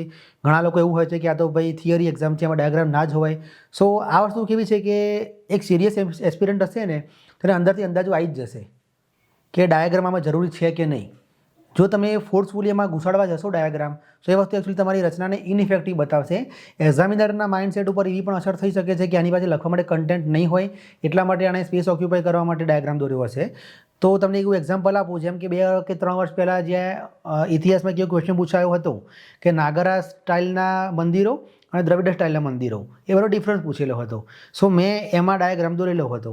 સો જે દ્રવિડ સ્ટાઇલના મંદિરો હોય છે જેમાં પગથિયા ટાઈપ આમ સ્ક્વેર રીતના હોય છે ઉપર, અને જે નાગર સ્ટાઇલના મંદિર હોય છે એમાં એક કર્વીલિનિયર ટાવર હોય છે. એ બધી મેં વસ્તુ બતાવી છે. ગોપુરમ બતાવ્યું બહાર, ઘણી જગ્યાએ બહાર ટેન્ક હોય છે જે અમુક સ્ટાઇલમાં નથી હોતી. સો ઇફેક્ટિવ પ્રેઝન્ટેશન આથી થઈ શકતું હતું. ઘણી વખત એક 3-4 વર્ષ પહેલાં કેવો ક્વેશ્ચન પૂછાયો હતો જિયોગ્રાફીમાં કે સમુદ્રની ખાડી સ્ટ્રેટ અને કંઈક સમથિંગ એના વચ્ચે ડિફરન્સ પૂછ્યો હતો. અખાત વચ્ચે અને ખાડી વચ્ચેનો ડિફરન્સ પૂછ્યો હતો. તો એક તમે મંદારનો અખર બતાવ્યો આ બાજુ ડાયાગ્રામ દોરીને અને આ બાજુ તમે ખાડી બતાવી બંગાળાની. So you can clearly distinguish between those 2 terms. એ વસ્તુ નેચરલ વસ્તુ છે. પછી તમે મારી મચડીને દરેકમાં એક ગોળ કુંડાળો દોરી દેશો, એક પાઈ ચાર્ટ દોરી દેશો, એક બાર ચાર્ટ દોરી દેશો, બતાવશો તો આ બધી વસ્તુ ઇનઇફેક્ટિવ લાગશે. તો ભૂગોળ અને ઇતિહાસ નહીં, ઇવન તમારી પાસે કોઈક એવો જે જીએસનો ટોપિક આવ્યો હોય જેમ કે પોલિટી છે, તેમાં કોઈ ટોપિક એવો પૂછ્યો હોય કે મતલબ વુમનનું રિપ્રેઝન્ટેશન પાર્લામેન્ટમાં કેટલું છે, તમારી પાસે થોડોક ડેટા અવેલેબલ હોય, તમે બાર ચાર્ટ દોરી દો. એકમાં તમે બતાવો કે 2013થી જે 17 સુધીની લોકસભા હતી એ લોકસભામાં આટલા પર્સન્ટેજ હતું, કરંટ લોકસભામાં આટલા પર્સન્ટેજ છે, બરાબર છે. તો મેલ વર્સેસ ફિમેલ તો ચાર તમે બતાવી શકતા હોય તો થોડુંક ઇફેક્ટિવ વધારે લાગશે. પણ આ વસ્તુ કેવી છે કે ફોર્સફુલી ના લાવી શકાય, એ તમને નેચરલી અંદર આવતી હોય તો લાવી શકાય. બીજું, ડાયાગ્રામ અને ચાર્ટ દોરવા માટે એક 100% હું તમને એ વસ્તુ 100% કહીશ તમને કે એ વસ્તુ વિધિન 1 મિનિટ તમારામાં પતી જવી જોઈએ. તમારી ઇફેક્ટિવલી તમારી પાસે એક ક્વેશ્ચનને આન્સર કરવા માટે તમારી પાસે 8 થી 10 મિનિટનો ટાઈમ હોય છે જીપીએસસી 1-2માં. એમાં તમે જો 4 થી 5 મિનિટ તમે જો ડાયાગ્રામમાં બગાડશો તો તમે લખી કશું જ નહીં શકો. સો જે ડાયાગ્રામની તમે ઘરે પ્રેક્ટિસ કરી હોય એ જ ડાયાગ્રામ તમારે એક્ઝામમાં રિપ્રોડ્યુસ કરવા જોઈએ.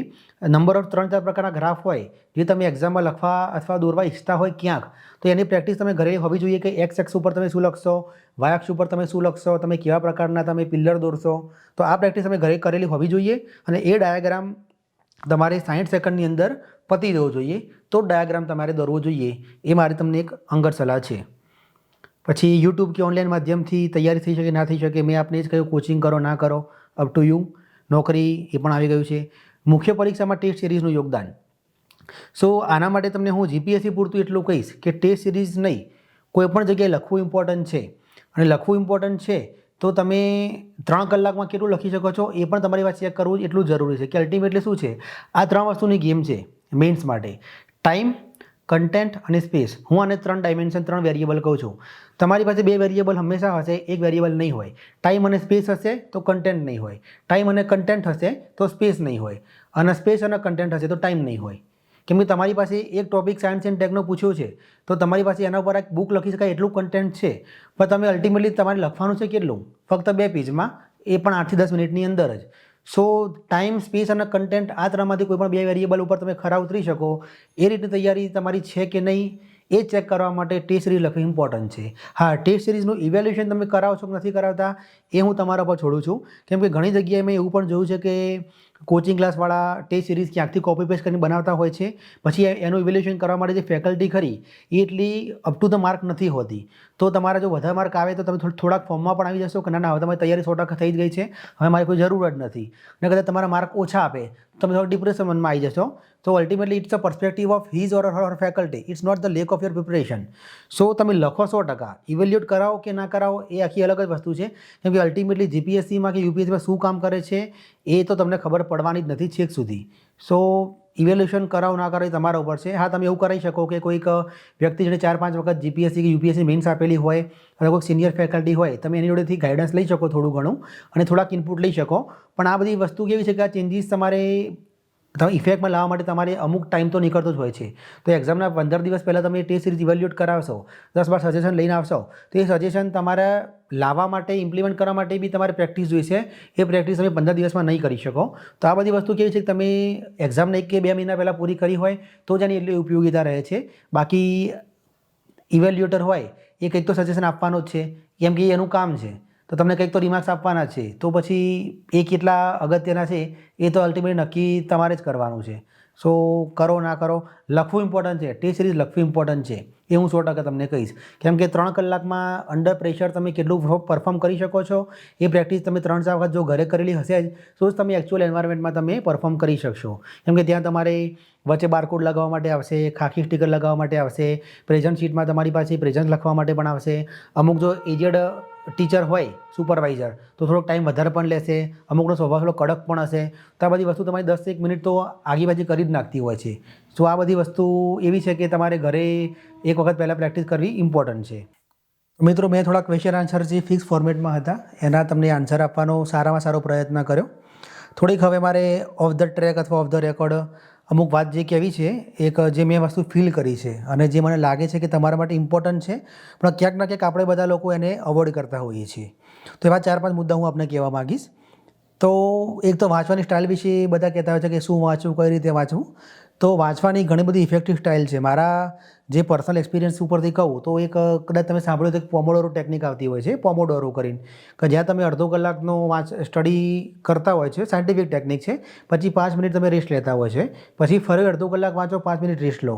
આપણે બધા ઘણી વખત શું ભૂલ કરતા હોઈએ છીએ કે પોણો કલાક, છેલ્લી 15 મિનિટમાં મજા આવે કે ના આવે વાંચવાનું કન્ટિન્યુ કરીએ છીએ, ક્વોલિટી નથી જોતા, ફક્ત 1 કલાક પૂરું કરવા માટે વાંચતા હોઈએ છીએ. પછી બ્રેક લઈએ, ઊભા થઈએ, 1-2 ફોન કરીએ આડાવડા, એમાં બીજો અડધો કલાક ક્યાં જાય ખબર જ ના પડે, તમારો આખો ટ્રેક તૂટી જાય, ફરી બેસો, ફરી અડધો કલાક જાય અને તમારો આખો એક સેશન કહેવાય એ પતી જાય. તો જનરલી આ ટેકનિકમાં મતલબ એ રીતનું હોય છે, મતલબ એક્ઝેક્ટ તો હું તમને નહીં કહું ફોલો કરવાનું, પણ સાયન્ટિફિકલી કેવું હોય છે કે તમે જ્યારે વાંચવાનું ચાલુ કરો તો શરૂઆતનો અડધો કલાક ખરા ને તમારો ગ્રાફ આમ ઉપર જતો હોય છે, સોરી ઉપરથી નીચે આવતો હોય છે. તમારું અહીંયા 0 લેવલે તમારું કોન્સન્ટ્રેશન લેવલ આટલું હોય છે, પછી જેમ ટાઈમ જતો જશે એમ નીચે આવતું જશે. એટલે અડધો કલાક થાય એટલે તમારું લગભગ 20% એફિશિયન્સી આવી જતી હોય છે. તમે અહીંયા આગળ જો બ્રેક લેશો તો 5 મિનિટ તમે ચાર્જ થશો, 5 મિનિટ માટે, ફરી તમે પાછા 100% આવશો, અડધો કલાક વાંચશો, પાછા ફરી તમે 20% આવશો, ફરી 5% બ્રેક લેશો, 5 મિનિટ બ્રેક લેશો, ફરી 100% આવશો, અડધો કલાક વાંચશો. તો ઇફેક્ટિવલી થશે આવું કે જ્યારે તમે અડધો કલાક કરીને તમે 5 કલાક વાંચશો તો તમે ઇફેક્ટિવલી 10 વખત બ્રેક લીધો હશે. જો એ 10 મિનિટનો બ્રેક તમે મલ્ટીપ્લાય કરશો તો 50 મિનિટ થશે બ્રેકમાં. તો 5 કલાકના સ્ટડી પછી તમે 50 મિનિટનો ઇફેક્ટિવ બ્રેક લીધેલો હશે. તો આ એક ઇફેક્ટિવ ટેકનિક છે વાંચવા માટેની. સો તમે આ રીતે વાંચશો તો તમારા હાઈએસ્ટ ચાન્સીસ છે કે તમે જે વાંચો છે એ બધું તમે રિટેન્શન એમાં હાઈએસ્ટ લેવલનું કરી શકશો. બીજું એક એવું છે કે આપણે પોતાની જાતને ક્યાંક ને ક્યાંક કમ્પેર કરતા હોઈએ છીએ કે લાઈફમાં જો આ ભાઈ કેટલો ફૂલ ટાઈમ વાંચી શકે છે, આ બેન કેટલી ફૂલ ટાઈમ વાંચી શકે છે, મારે જોબ કરવી પડે છે, એની પાસે ઇંગ્લિશ મીડિયમમાં ભણેલી છે, કોચિંગ રખાઈ શકે છે, હું ઇંગ્લિશ મીડિયમમાં ભણ્યો નથી, હું કોચિંગ રખાઈ શકતો નથી. પણ બિલીવ મી ફ્રેન્ડ્સ, દરેક વ્યક્તિના પોતાના જ પ્રોબ્લેમ હોય છે જે આપણને ખબર નથી હોતા.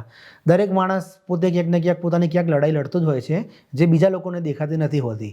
મેં મારી વાત તમને કરી, મેં 5 UPSC આપી, મેં આ વખતે 5મી GPSCની મેઇન્સ આપી ક્લાસ 1-2ની, અને ચોથો ઇન્ટરવ્યૂ હું પોસિબલી આપીશ. તો મારા મતલબ 8 વર્ષ જીવનના જતા રહ્યા છે અને હું ક્લાસ 1માં છું અત્યારે. સો આ વસ્તુ મારા માટે ઇઝી નથી. મેં જ્યારે મારા કરિયરના પીક પોઈન્ટ ઉપર જ્યારે હું હતો પ્રાઇવેટ સેક્ટરમાં, એ વખતે મેં જોબ છોડી વેન આઈ વોઝ મેરિડ, અને મારા ફાધર રિટાયર્ડ હતા, પેન્શનર હતા. તો 1 વર્ષ માટે હું ઘરે બેઠો હતો. એ વખતે સોશિયલ પ્રેશર જે હતું, ઇવન બીજું પ્રેશર પણ હતું, હું તમને કહેવા નથી માગતો, પણ એક પ્રેશર હતું મારા ઉપર પણ. સો એવું કંઈ છે જ નહીં ક્યાંય કે તમે એકલા પ્રેશર ફીલ કરો છો, તમારા એકલાને પ્રોબ્લેમ છે. દરેક વ્યક્તિના પોતાના પ્રેશર અને દરેક પોતાના પ્રોબ્લેમ ચાલતા જ હોય છે. એ પ્રોફેશનલ લાઈફના હોઈ શકે છે, પર્સનલ લાઈફના હોઈ શકે છે. ઘણા લોકો મેરિડ હોય છે તો કમાવાની રિસ્પોન્સિબિલિટી હોય છે, ઘણા લોકો અનમેરિડ હોય છે કે ઘણા સમાજમાં એવું પણ છે કે છોકરો સરકારી નોકરી કરે તો જેને મેરેજ થતા હોય છે. અમુક જગ્યાએ એવું પણ છે, અમુક સર્ટેન એજ ગ્રુપ થઈ ગયું હોય, તમારા ઉપર બાળકોનું પ્રેશર હોય છે, તમારા ફાધર મધર રિટાયર થઈ ગયા હોય તો તમારે એમને પણ સપોર્ટ કરવા માટે હોય છે. તો ઘણા બધા પ્લેન્ટી ઓફ પ્રોબ્લેમ્સ છે. અને બિલીવ મી, તમે આઇસોલેશનમાં પ્રિપરેશન નહીં જ કરી શકશો. પ્રોબ્લેમ તમારા લાઈફમાં પેરેલલ ચાલતા જ રહેશે. આ બધાની વચ્ચેથી જ તમારે પસાર થવાનું છે, નીકળવાનું છે અને જીતવાનું છે. સો કોઈ પણ કોઈ પણ ફેઝમાં એવું ફીલ ના કરશો કે તમારે જોડાઈ એકલા જ પ્રોબ્લેમ છે.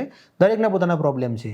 સો ક્યાંય તમારી જાતને આઇસોલેટ ના કરશો, ડિપ્રેસ ના થાઓ, ટેન્શન ના લો, ખોટું લો ફીલ ના કરો. આ ફેઝ દરેકનો આવતો હોય છે. અઠવાડિયે 15 દિવસે એકાદ વખત તમારે એવું થતું પણ હશે કે હું ખરેખર શું કરી રહ્યો છું, મતલબ એમ કે જે કરું છું એ ખરેખર સાચું પણ છે કે નહીં, વર્ષ પછી રિઝલ્ટ મળશે પણ નહીં, એની કોઈ ગેરંટી પણ નથી. 100% અગ્રી, આની કોઈ જ ગેરંટી નથી. ઘણા લોકોને પહેલા અટેમ્પમાં પણ રિઝલ્ટ 100% મળતું હોય છે કે ક્લાસ 1-2 બની જતા હોય છે.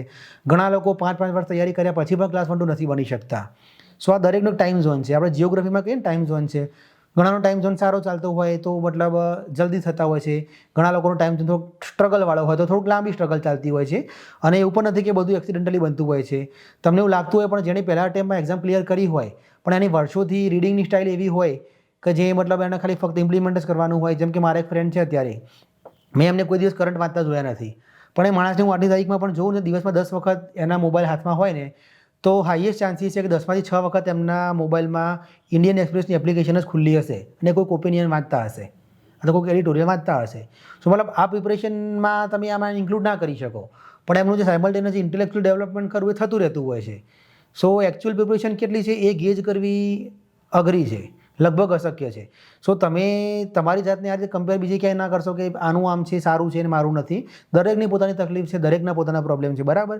બીજું એક આપણે એક્સપિરિયન્સનો સૌથી મોટામાં મોટા જે 3-4 ફોલ્ટ છે, એમાંથી એક ફોલ્ટ કેવો છે, પ્રોક્રોસ્ટિનેટ કરવું.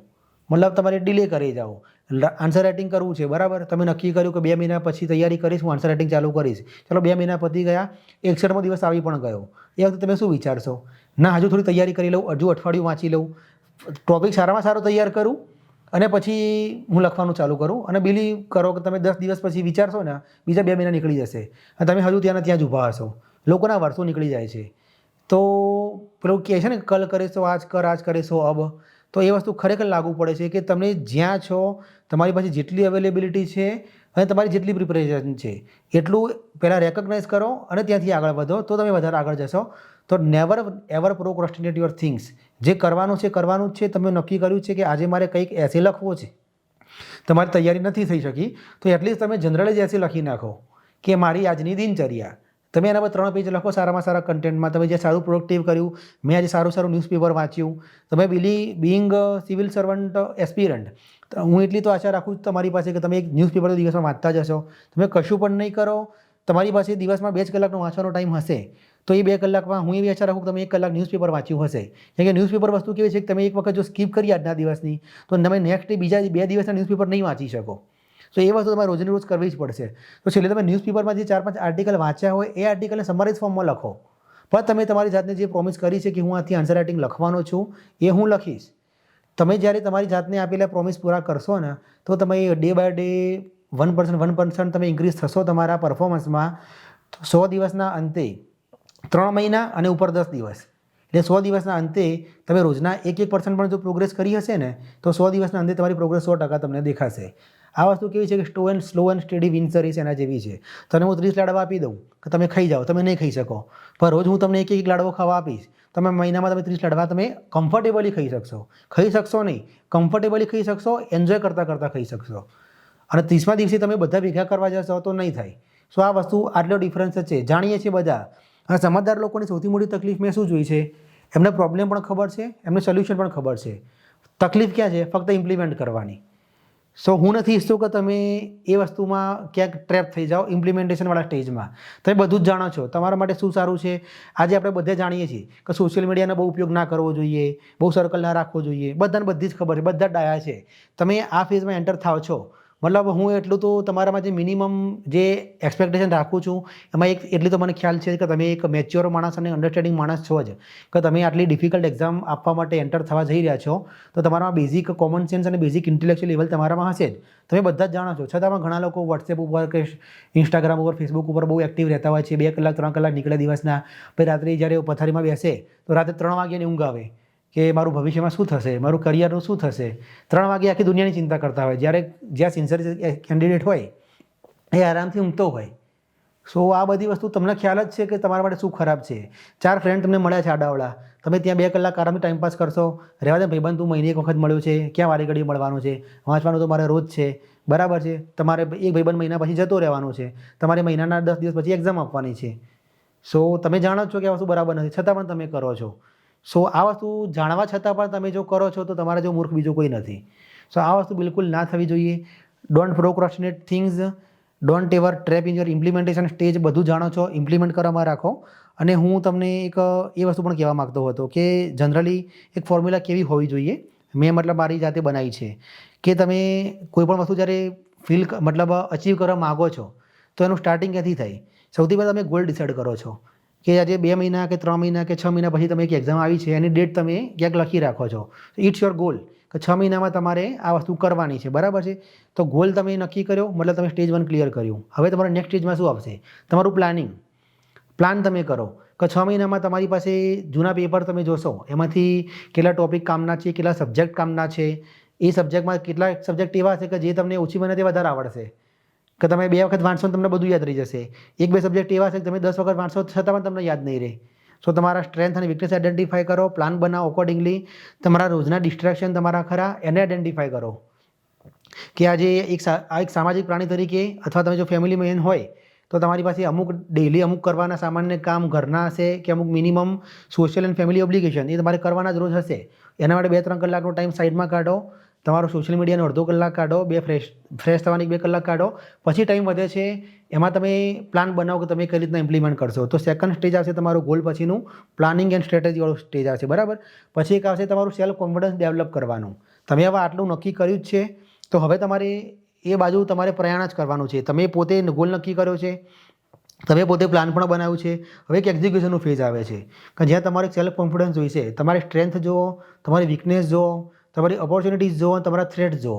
તમારા લાઈફમાં એવા માણસો પણ હશે કે જેનું ફક્ત ને ફક્ત કામ તમને મેન્ટલી ત્રાસ આપવાનું હશે કાં તમારો ટાઈમ ખાઈ જવાનું હશે.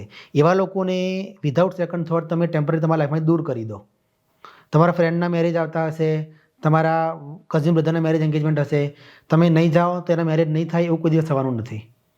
થવાનું જ છે. તમે પાસ થશો અને પછી એની સોરી કહેવા જશો, તે વધારે ખુશ થશે કે મારો ભાઈબંધ ના આવ્યો પણ ચાલ વાંધો નહીં, તું પાસ થઈને આવ્યો. સો એ વધારે ઇફેક્ટિવ રહેશે એના કરતાં તમે જાઓ છો ને પાસ નથી થતા તો અલ્ટિમેટલી. સો તમે એ રીતે તમારા પ્લસ તમારા જો તમારી સ્ટ્રેન્થ શું છે, તમારી વીકનેસ શું છે, તમારા ડિસ્ટ્રેક્શન લાઈફમાં કેટલા છે. આજકાલ સૌથી મોટો ટાઈમ છે ને જે તકલીફ મોટામાં મોટી આપણા બધાની એક ડિસ્ટ્રેક્શનની છે. ફોનના નોટિફિકેશન તમારે એટલા બધા આવતા હોય છે, મલ્ટિપલ સોશિયલ મીડિયા આવતા હોય છે, તમારા એક સર્કલ બહુ જબરદસ્ત બની ગયું હોય છે તમારું, તમારા શોખ બહુ હોય છે નવા બી, જીમ જવું છે, આ કરવું છે, તે છે, બરાબર. અને પછી ટાઈમ વધે તો તૈયારી કરવી છે. એકચ્યુઅલી વસ્તુ એનાથી ઊંધી હોવી જોઈએ કે તમે તૈયારી કરો અને ટાઈમ વધે તો આ બધું કરો. પણ આપણે આ બધું કરવા જઈએ છીએ ને ટાઈમ વધે તૈયારી કરવા જઈએ છીએ, તો એ વસ્તુ પણ ના થવી જોઈએ. સો એક તમારો self worth, self confidence develop કરો અને તમે જે પ્લાન બનાવ્યો છે, જે ગોલ અચીવ કરવા માટે, એ પ્લાન તમે હવે એક્ઝિક્યુશન ફેઝમાં આવી જાઓ, બરાબર. આ સ્ટેજ થશે પછી એના પછી ચોથા નંબરે આવશે એ તમારી હેબિટ બિલ્ડ કરવાની. આપણે બધા એક વસ્તુ જાણીએ છીએ કે સારામાં સારી હેબિટ બિલ્ડ કરવા માટે તમારે કમસે કમ 21 દિવસનો ટાઈમ લાગતો હોય છે, બરાબર છે. તમારે સવારે વહેલા ઉઠવું છે કે તમારે રાત્રે મોડા સુધી જાગીને વાંચવું છે, બધું તમે નક્કી કરો છો. તમારે લખવું છે, કેટલા કલાક લખવું છે, કેટલા કલાક વાંચવું છે, એક હેબિટ ફોર્મ કરો. કેમ કે કન્સિસ્ટન્સી વસ્તુ એવી છે ને કે જે ખરેખર બહુ જ સારી છે. આપણે ફૂટબોલ પ્લેયર બે જોઈએ કે મેસી અને રોનાલ્ડો, બંને સ્ટાઇલમાં ફેર શું છે? તો Messi is a natural player, Messi natural player છે. પણ રોનાલ્ડો આજે ઘણી બાબતમાં એના કરતાં પણ ચડિયાતો થઈ જાય છે. કેમ? રોનાલ્ડોની ફિટનેસ તમે આજે આ ઉંમરે પણ જોશો ને તો એક 12 વર્ષના 15 વર્ષના છોકરાને પણ શરમાવે ને એવી એની ફિટનેસ છે રોનાલ્ડોની. રોજનું 3 થી 4 કલાક એથ્લેટિક કરવાનું, એના પર ડેવલપ કરવાની, સ્કિલ ડેવલપ કરવાની, ખાવા પીવા માટે ધ્યાન રાખવાનું, એની બીજી કંઈ જ ખબર નથી. ફક્ત ને ફક્ત પ્રેક્ટિસ પ્રેક્ટિસ ને પ્રેક્ટિસ. સો આ વસ્તુ આપણામાં પણ આવી જોઈએ, એક હેબિટ કે સવાર 7 વાગે ઉઠવાનું જ છે, રાત્રે 12 વાગે ઊંઘ્યા કે 2 વાગે ઊંઘ્યા તો આજે 2 કલાક વધારે ઊંઘી લઉં, ડઝન્ટ મેટર. એક સેલ્ફ ડિસિપ્લિન, એક સેલ્ફ મોટિવેશન આવવું જ જોઈએ. તમે રાત્રે 2 વાગ્યા સુધી જાગ્યા છો એ તમારો પ્રોબ્લેમ છે, એને તમારી જોડે એક્ઝામ નક્કી લેવા દેવા નથી. જો તમે એક્ઝામના 2 કલાક કોમ્પ્રોમાઇઝ કરશો સવારના તો અલ્ટિમેટલી નુકસાન તમને જ થવાનું છે. અને એ નુકસાન માટે જવાબદાર કોણ છે? ફક્ત ને ફક્ત તમે. કેમ? કેમ કે 2 વાગ્યા સુધી જાગવાનું ડિસિઝન તમારું પોતાનું હતું. તમારામાં એટલી સિન્સિયરિટી હોત કે ના મારે 12 વાગે ઊંઘી જવું છે ને સવારે 7 વાગે ઉઠવાનું છે વાંચવા માટે, તો આ વસ્તુ થઈ જ ના હોત. સો એ વસ્તુ કેવું છે કે તમે એકચ્યુઅલી પોતાની એક્શન્સ માટે તમે રિસ્પોન્સિબિલિટી લેવાનું ચાલુ કરો. તમારો ટાઈમ બગડે છે એ કોઈ નથી બગાડતું, તમે એને અલાઉ કરો છો. તમારો ફ્રેન્ડ આવે છે 2 કલાક રોકાય છે, 2 કલાક ફોન ચાલે છે, તમે એમ કેમ નથી કહી શકતા એને કે તું ભાઈ જા મારે વાંચવું છે, આપણે 2 મહિના 3 મહિના પછી મળીશું, મારા હાલ એક્ઝામ છે. કોઈને ખોટું નથી લાગવાનું. સો તમે તમારી સેલ્ફ કમિટમેન્ટ આપો અને એને પૂરેપૂરા નિભાવો. સેલ્ફ ડિસિપ્લિન લાવો, એક સારી હેબિટ્સ બિલ્ડ કરો અને એને પછી એક આવું ના કહેવું છે પણ એક જળની જેમ ફોલો કરવાનો પ્રયત્ન કરો. 80% ફોલો પણ કરશો ને તો પણ it is more then enough. તમે ચલો 7 વાગે ના ઉઠ્યા, બીમાર છો કે એવી વસ્તુ છે તો આખી વસ્તુ અલગ છે, તો એમાં તો મતલબ હેલ્થ પહેલી આવે છે. પણ તમે મસ્ત ટાઈમ માટે કે પ્લેઝર માટે ટાઈમ સ્પેન્ડ કરો છો ને પછી તમે તમારા વાંચવાના અવાજ કોમ્પ્રોમાઇઝ કરો છો ને, સો એના માટે સોલિડ તમે રિસ્પોન્સિબલ છો તમારી ફેલિયર માટે. સો એ વસ્તુ પણ ના થવી જોઈએ. તો આ 4th હતું એ બિલ્ડિંગ હેબિટ્સ હતું. એના પછી ટાઈમ ઇવેલ્યુએશન. આ મારી એક હેબિટ વર્ષોથી રહી છે. Even when I was not preparing for GPSC or UPSC, રોજ રાતે સૂતાના 15 મિનિટ પહેલાં હું ખાલી પથારીમાં આડો પડ્યો હોઉં અને ખાલી વિચારું કે મેં આજે શું કર્યું, સારું શું કર્યું, ખરાબ શું કર્યું, કઈ 2 વસ્તુ મને મજા આવી, કઈ 2 વસ્તુમાં મને કંટાળો આવ્યો. તો તમે એક ઇવેલ્યુએટ કરો, સેલ્ફ ઇવેલ્યુએશન. તો તમને પોતાને ખબર પડશે કે તમારો ટાઈમ ક્યાં લીક થઈ રહ્યો છે. હું આના માટે લીકેજ શબ્દ એટલા માટે વાપરીશ કે ઘણી વખત તમને ખબર પણ નહીં હોય ને, પણ નાની નાની એક્ટિવિટી તમારો એટલો ટાઈમ ખાઈ જતી હશે ને કે તમને પોતાના એમ થાય ખરો ટાઈમ ક્યાં જાય ખબર જ નહીં પડતી. આપણે બધા આજકાલ એક કોમન વસ્તુ કહીએ છીએ કે સારો ટાઈમ જ નથી મળતો, ટાઈમ જ નથી મળતો. પણ મોદી સાહેબ પાસે બી 24 કલાક છે, એલન મસ્ક પાસે પણ 24 કલાક છે અને આપણી પાસે પણ 24 કલાક જ છે. સો મતલબ ક્યાંક તકલીફ ક્યાં છે? ક્યાંક તકલીફ આપણામાં તકલીફ છે એવું નથી કહેતો, પણ ક્યાંક આપણી જે મેથડ ખરી અથવા આપણી લાઈફસ્ટાઈલ ખરી અથવા આપણી ક્યાંક જે સ્ટ્રેટેજી કહેવાય જે આપણે ફોલ્ટી બનાવી છે અથવા સ્ટ્રેટેજી સારી બનાવી છે અને આપણે ઇમ્પ્લિમેન્ટ નથી કરી શકતા, એ એમાં ફોલ્ટ છે. તો એ બધું આઈડેન્ટિફાઈ ક્યારે થશે? જ્યારે તમે સેલ્ફ ઇવેલ્યુએશન કરો અને એના માટે તમારે સેલ્ફ જોડે ઓનેસ્ટી રાખવી પડશે કે તમે આજે 2 કલાક મૂવી જોવા ગયા છો અથવા 2 કલાક તમે તમારો ટાઈમ ક્યાંક બગાડ્યો છે, એના કારણે તમે તમારા વાંચવાના 2 વાર કોમ્પ્રોમાઇઝ થયા છે, એના કારણે તમે તમારા ફ્રેન્ડ કરતાં 2 કલાક પાછા રહી ગયા છો. તો તમે સ્વીકારશો કે ના મારી ભૂલ થઈ ગઈ, મારે હવે નથી કરવાની, તો એ વસ્તુ તમને ક્યાંક લોંગ ટાઈમ તમને આગળ લઈ જશે. તો એક તમારી સેલ્ફ ઓનેસ્ટી એ તમારે રાખવી પડશે ને એના માટે તમારે ટાઈમ ઇવેલ્યુએશન રોજ કરતું શીખવું પડશે. અને બહુ મોટી વસ્તુ એવું છે પણ નહીં. 12 વાગે સૂતા હોય, પોણા બારે મોબાઈલ સાયલેન્ટ કરી નાખો, સાઈડમાં મૂકી દો, પોણા બારથી 12 ફક્ત વિચારો મેં આજે શું કર્યું, ફક્ત આટલું વિચારવાનું છે. એક્ઝામને લગતું શું કર્યું, ટાઈમપાસ માટે મેં શું કર્યું. અને જો ખરેખર તમારું કોન્શિયન્સ જાગતું હશે ને તમારી અંદર, તમને આન્સર મળી જ જશે કે ના ના આ વસ્તુ આજે કામ નહીં થઈ, આટલી આટલી વસ્તુ મારા ખોટી થઈ ગઈ. સો નેક્સ્ટ સ્ટેજ 5 છે એ તમારું એક આઈડિયો આવશે. એના પછી આવશે ને એક સ્મોલ સ્ટાર્ટ આવશે. 6થું સ્ટેજ સ્મોલ સ્ટાર્ટ. એક કહેવત આપણે સાંભળી છે કે journey of 1000 miles start from a single step. So તમે વિચારતા હોય કે હું જીપીએસસીમાં એસે નથી લખી શકતો, તો તમે 6 મહિના પછીનું ભૂલી જાઓ. તમે આજે શું લખી શકો છો? તમે આજે 4 લાઈન લખી શકો છો? 4 લાઈન, તમે 4 લાઈન લખો, બરાબર. 4 લાઈન લખો પણ એક અઠવાડિયા સુધી સળંગ લખો, 6 દિવસ સુધી. એક પ્રેક્ટિસમાં હેબિટ તમને કહે ને હેબિટ ફોર્મિંગ, તમે 4 લાઈન રોજ લખો. 6 દિવસ સુધી 4 લાઈન લખશો ને, 7મા દિવસે બ્રેક પાડશો, 8મા દિવસે તમે ફરી પેન પેપર લેશો ને તો 4ની 8 લાઈન લખો. એના પછીના વીકમાં 8ની 16 લાઈન લખો, 32 લખો, 64 લખો. તમને પોતાને પણ ખબર નહીં પડે કે તમે 4 કે 5 મહિનાના અંતર પછી તમે પોતે એક 8 થી 10 પેજનું એસે લખતા થઈ ગયા હશો. પણ આ વસ્તુ ક્યારે થશે શક્ય? જો તમે 5 મહિના પહેલાં શરૂઆત કરી હશે તો. સો એક નાની નાની શરૂઆત કરો, એક નાના નાના અઘરા કરો. તમને કોઈ ચેપ્ટર નથી આવતું મેથ્સમાં પ્રિલિમ માટે, તો એક શરૂઆતમાં સરળ દાખલા ગણવાનું ચાલુ કરો. પછી થોડાક અઘરામાં જાઓ, થોડાક અઘરામાં જાઓ. એસે લખવાનું છે તો એસે લખવાનું ભૂલી જાઓ. મેઇન્સનું આન્સર રાઇટિંગમાં ભૂલી જાઓ. પહેલાં એક લખવાની ટેવ પાડો કે આજે હું કંઈક લખીશ, ગમતું લખીશ પણ કંઈક લખીશ. પછી એમાંથી તમે ટેવ પાડો. તો સ્મોલ હેબિટ્સ પાડશો, એના બિગ હેબિટ્સ પાડશો તો ઓટોમેટિક તમને ખબર પણ નહીં પડે કે તમે 5 મહિનામાં ક્યારે વસ્તુમાં માસ્ટર થઈ ગયા હશો ને, તમને ખબર પણ નહીં પડે. So it's like eating 1 laddu for day. So એ રીતની વાત છે. તો છઠ્ઠી વસ્તુ આ હતી. અને આ 7મી વસ્તુ મારે જે કહેવી છે એ છે કે take care of your self. So આજના જમાનામાં સૌથી વધારે વસ્તુ શું છે કે take care of your self. એ બધી રીતે ટેક કેર આવી ગઈ. ફિઝિકલ પણ આવી ગઈ, મેન્ટલ પણ આવી ગઈ, ઇમોશનલ પણ આવી ગઈ. આ કોરોનામાં આપણે બધા જોયું છે. કોરોનામાં મેન્ટલ હેલ્થ બધું જોઈ લીધું આપણે, બરાબર. તમે ક્યાંક જો પ્રોફેશનલ કરિયરમાં હશે, એન્જિનિયરિંગ બેકગ્રાઉન્ડ હશે, ફાર્મસી હશે, મેડિકલનું હશે, તો તમારા ફ્રેન્ડ જે આ એક્ઝામવાળા ફિલ્ડમાં એન્ટર નહીં થયા હોય એ લોકો સારી સેલરીમાં કામ કરતા હશે, તમે હજુ પણ પ્રિપરેશન ફેઝમાં હશો. ક્યાંક કમ્પેર કરશો, મનમાં ડિપ્રેશન, ટેન્શન થશે, સ્વાભાવિક છે. ટેન્શન થાય એ નોર્મલ વસ્તુ છે. હા, ટેન્શનમાં પડી રહેવું, એમાંથી બહાર ના આવું એ વસ્તુ એબનોર્મલ છે. સો એના માટે તમે ઇમોશનલી મેન્ટલી સ્ટ્રોંગ હશો તો એમાંથી જલ્દી બહાર આવી શકશો. So mental health is more important આજના જમાનામાં. એક સારું પિયર ગ્રુપ બનાવો. એ તમારા પિયર ગ્રુપમાં તમારો કોઈ પણ ફ્રેન્ડ હોઈ શકે છે. તમારા મમ્મી હોય, પપ્પા હોય, બેન હોય, ભાઈ હોય, તમારી વાઈફ હોય, ઇવન તમારી ગર્લફ્રેન્ડ હોય, તમારો કોઈ સારો ફ્રેન્ડ હોય કે જ્યાં તમે દિલ ખોલીને બધી વાત કરી શકો, હલકા થઈ જાઓ. તો એક મેન્ટલ હેલ્થ માટે એક સારો આવો ફ્રેન્ડ બનાવો. ફિઝિકલ હેલ્થ માટે તમને પોતાને એવું લાગતું છે હું અડધો કલાક એક્સરસાઇઝ કરું ને એના કરતાં અડધો કલાક હું બચાવી લઉં, એનામાં અડધો કલાક વાંચું. મારી પોતાની મેન્ટાલિટી પણ આવી જ હતી આજથી અમુક વર્ષો પહેલાં. પણ એ અડધો કલાક તમારા બાકીના જે 7.5 કલાક ખરા વાંચવાના, એને એ પોઝિટિવલી એ રીતે એના સાઇનર્જાઇઝ કરશે ને તમને પોતાને પણ ખબર નહીં પડે. તમને અહીંથી હું હાલ ઊભો થઈને બુક લેવા માટે કહીશ ને તો તમે જલ્દી ઊભા થવામાં કંટાળો આવશે તમને. પણ તમે જો ફિઝિકલી ફિટ માણસ હશો, તમે રેગ્યુલર એક્સરસાઇઝ કરતા હશો ને, તમે 3 માણસ ધાબા ઉપરથી હાલ ફટાફટ એક બુક લઈ આવશો એક ટોપિક પૂરું કરવા માટે. સો આટલો ફરક ક્યાંક પડશે તમારે. તો એના માટે જીમ જવું જરૂર નથી. તમે અડધો કલાક ચાલો છો, ઘરે પુશઅપ કરો છો, વોક કરો છો, એક બ્રિસ્ક વોક કરો, દોરડા કૂદો, સૂર્ય નમસ્કાર કરો. તો એક ફિઝિકલ હેલ્થ આ રીતે ડેવલપ કરો, એક મેન્ટલ હેલ્થ ડેવલપ કરો અને એક ઇમોશનલ હેલ્થ ડેવલપ કરો તમારા ફ્રેન્ડ સર્કલ અથવા સિબલિંગ જોડે કે ગમે ત્યાં જોડે જ્યાં તમે તમારા લોડ શેર કરી શકો. તો બે વસ્તુ તમને તમારી ઉણપ પણ બતાવશે, તમારી બે વસ્તુ સારી અપ્રિશિએટ પણ કરશે. અપ્રિશિએટ થશે એ વસ્તુ તમે ડબલ એનર્જીથી ફરી રિપીટ કરશો. જ્યાં તમને એવું લાગશે કે આ વસ્તુ મારી ભૂલ થઈ તો એ વસ્તુ તમે ખ્યાલથી ઓછી કરવાની ટ્રાય કરશો. તો ઇટ ઇઝ ઓલ્સો ઇમ્પોર્ટન્ટ. સો એક ફિઝિકલ, મેન્ટલ, ઇમોશનલ હેલ્થ તમે થોડી ડેવલપ કરો. બાકી તો કેવું છે કે તમારા ઉપર છે, તમારી જર્ની છે. તમે પોતે જ આજે વિલફુલી આ ફિલ્ડમાં એન્ટર થયા છો એવું હું માનું છું કે 23-24 વર્ષની એજ પછી તમે જ્યારે કોમ્પિટિટિવ એક્ઝામના ફિલ્ડમાં એન્ટર થાઓ છો તો એમાં 80% તો ડિસિઝન તમારું પોતાનું જ હોય છે. તમે પોતે ગોલ ચૂઝ કર્યો છે, તમે પોતે વિલિંગલી આ ફિલ્ડમાં આવ્યા છો, તો તમારી જાત જોડે એક કમિટમેન્ટ અથવા એક સેલ્ફ પ્રોમિસ હોવી જ જોઈએ કે આમાં હું આવ્યો છું તો આમાંથી હું બહાર નીકળું અને સક્સેસફુલ થઈને બહાર નીકળું. સો અલ્ટિમેટલી ચોઇસ ઇઝ યોર્સ. બાકી મેં મારા એક્સપિરિયન્સ તમને શેર કર્યા, છતાં હું મારી લિંક નીચે શેર કરી દઈશ. જો આપણે છતાંમાં કોઈ પ્રશ્ન હોય તો આપ પૂછી શકો છો. આ પ્લેટફોર્મ ઉપર પણ તમે કમેન્ટ સેક્શનમાં તમારા ક્વેશ્ચન આન્સર તમે રેઝ કરી શકો છો. જ્યારે સમય મળશે, બિંગ અ વર્કિંગ પ્રોફેશનલ હું રેગ્યુલર ટાઈમ નહીં આપી શકું, પણ જ્યારે મને ટાઈમ મળશે તો હું અમુક સવાલ કોમન હશે એને ક્લબ કરીને એનો કોમન એક નાનો આન્સર આપવાનો પ્રયત્ન કરીશ. બાકી તો best of luck and thank you for GKT platform to provide me the opportunity to share my experiences with the aspirants. Thank you all. Good day.